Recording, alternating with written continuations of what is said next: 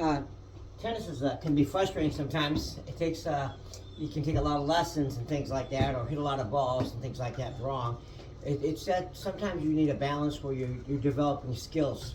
I'm just taking a small, it used to be a paddle racket, just a racquetball racket perhaps, because it had the string on it. And what I'm doing is I'm just practicing, moving my hands. So I'm practicing underspin, and so I'm learning how to hit underspin. And so it's a great way. Remember, when you have your racket, you want it flex a little bit, and then you have the extension, and you're going in a U shape, okay? In a U shape, and you just start off slow, and then you go medium and fast. The problem with so many people that want to improve in tennis is that they're trying to hit the ball too hard, too fast, too quick, and so there's development time that it takes to be able to develop the different skills. So you want to do a lot of different things. Anything that you do is going to help your tennis. Like bouncing a basketball, that helps you close your racket behind you. Riding a bike, that helps you to have the right backhand grip.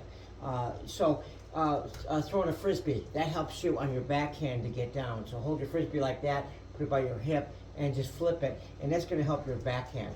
Okay, and so when you think about like throwing a Nerf football over the net, or playing baseball with a catch.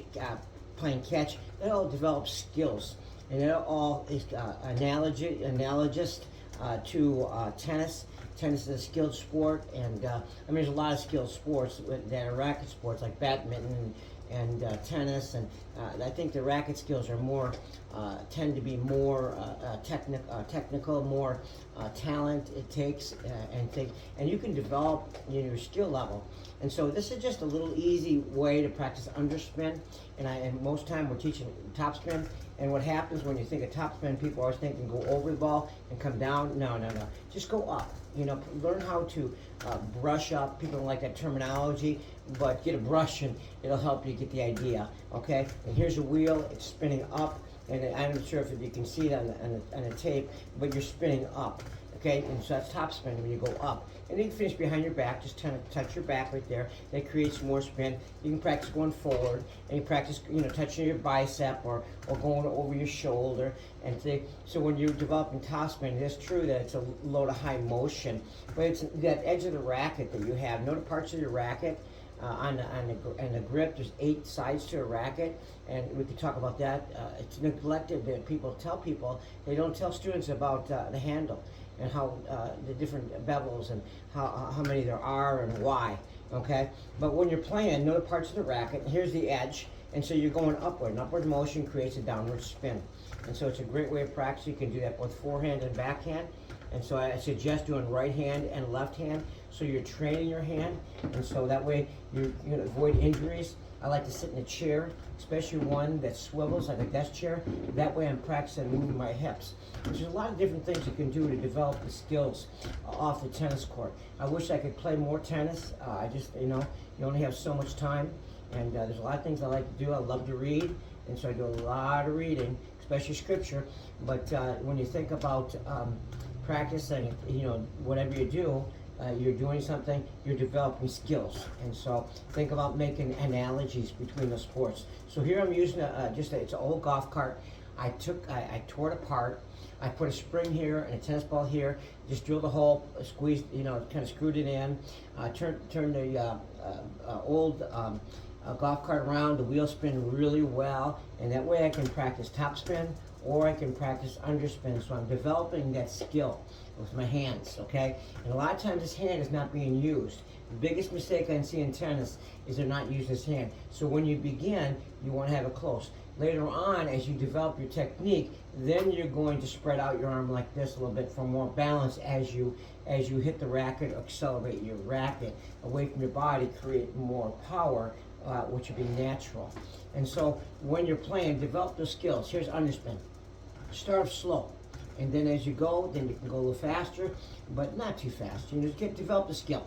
And then, you know, keep your hands close together, and it helps you not to hit too hard when you hit a drop shot, okay?